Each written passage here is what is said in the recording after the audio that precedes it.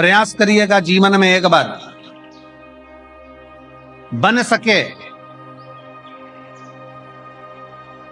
अगर बन सके जीवन में एक बार प्रयास करिएगा। अगर गुरुवार का प्रदोष पड़ जाए, कौन से वार का?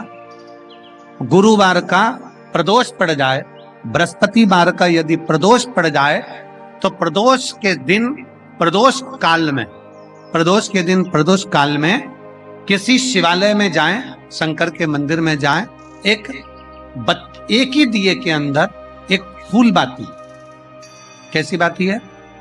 फूल बाती, और उसी दिए के अंदर एक लंबी बाती, दो बाती।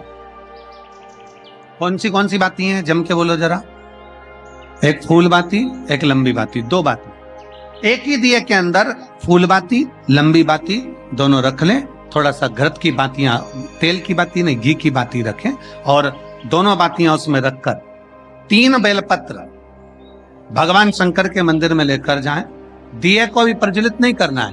पहली बेलपत्र नंदीश्वर की, जो ऊपर का भाग होता है जिसको हम शिव तत्व भाग कहते हैं, नंदी के पीठ पर एक भाग होता है जिसको शिव तत्व भाग कहा जाता है, वो नंदी की पीठ पर जो भाग है वहां पर एक बेलपत्र समर्पित करें। दूसरा बेलपत्र आप जो माता पार्वती जी का, जैसे ये शिवलिंग है और ये गोल भाग है, ये माता पार्वती जी का हस्तकमल है, तो माता पार्वती जी का जो हस्तकमल है, इस हस्तकमल पर कहीं पर भी एक बेलपत्र आप समर्पित कर दें। और तीसरे नंबर की जो बेलपत्र है, तीसरे नंबर की जो बेलपत्र है वो भगवान शंकर पर समर्पित कर दें।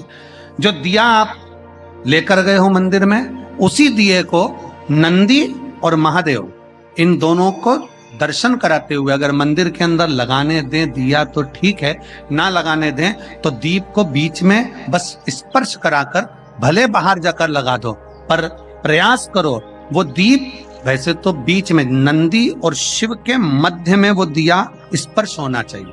जैसे ये नंदी है और ये शिव है, तो इसके मध्य में दीप स्पर्श कर ले, भले उसको जलाने ना दें, पर स्पर्श मात्र कर कर अगर आपने एकांत में कहीं पर भी ले जाकर लगा दिया, उस दीप को जला दिया, तो गया हुआ कितना भी करोड़ रुपया हो, वो धीरे धीरे कर कर गया हुआ धन हमारा वापस आता ही। कोई खाकर भी बैठ गया तो देगा जरूर, वो धन आएगा जरूर, कैसे भी आएगा, पर अपनी संपदा वापस। कल भी कथा में कहा था कि मंदिर नहीं जा सकते तो उसकी चौखट का दर्शन करो, उसके दरवाजे के द्वारपाल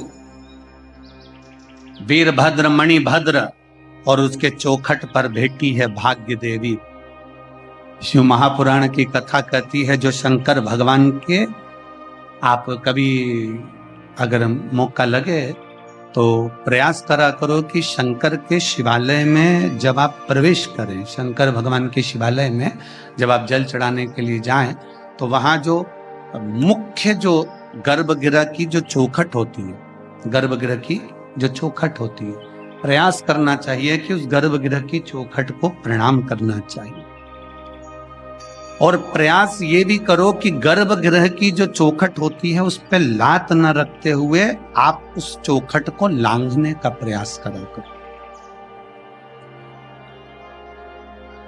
चौखट को लांघ, गर्भगृह की चौखट को प्रणाम।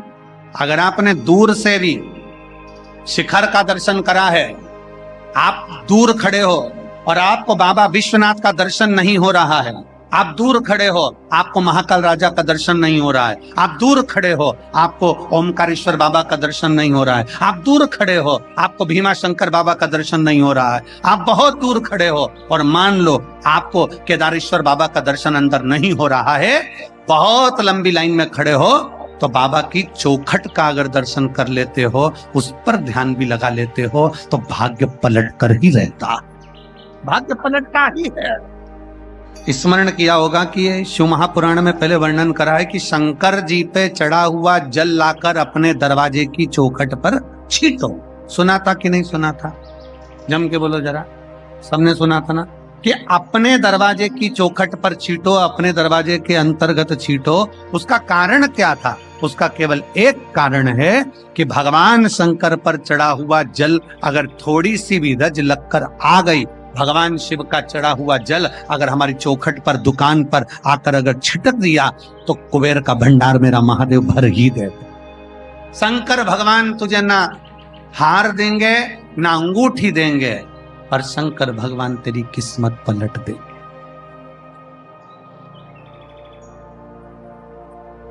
शिव जी तेरी किस्मत पलट देंगे।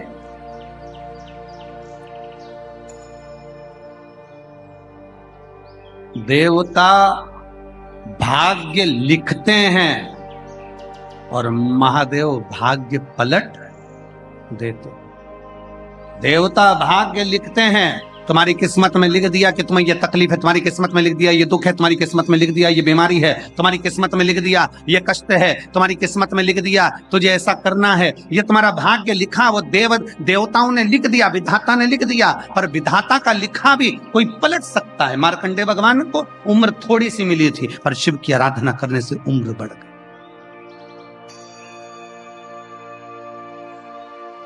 लिखा तुम्हारी किस्मत में, जो लिखने वाले ने लिख दिया, पर उसको पलटने की सामर्थ्यता अगर किसी में है तो मेरे काशी विश्वनाथ के भीतर वो सामर्थ्यता है कि वो पलट सकता। जो शिव की आराधना करता हो, जो शंकर की आराधना करता हो, जो शिव तत्व में डूबा हुआ हो, जो शंकर की भक्ति में डूबा हुआ हो, जो एक लोटा जल रोज देवाधिदेव महादेव को समर्पित कर रहा हो, जो भगवान शंकर की भक्ति में हमेशा डूबा हुआ हो, भले शिवालय तक ना जाए परंतु उसके भीतर की मन की गति के अनुसार 21,600 श्वास जो उसके शरीर से रोज निकल रही है, उस 21,600 श्वास में वो परमात्मा का नाम अगर ले रहा है तो परमात्मा उसको मिल। संत ने कहा मेरा भोले बाबा हार नहीं देगा, मेरा भोले बाबा सोने की अंगूठी नहीं देगा, पर मेरा भोले बाबा तेरी किस्मत बदल देगा। कौन कहता है कि कुछ नहीं? शिव नाम, राम नाम, कृष्ण नाम,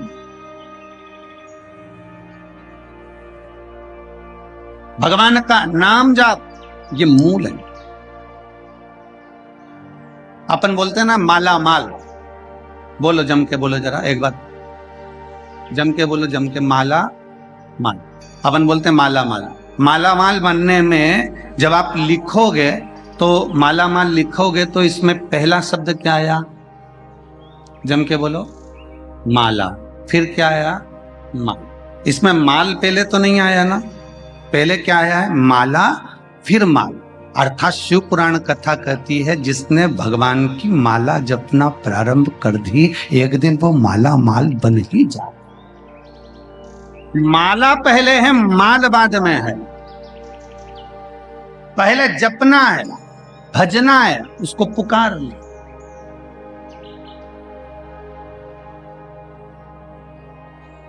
पहले जपो, भजो, पुकार। और जब मुंह से भजेंगे क्यों ना आए, क्यों ना पहुंचे, आए शिव। उसको पुकारा जाए, विनती करी जाए, विनय करे जाए, निवेदन करा जाए, क्यों नहीं आएगा?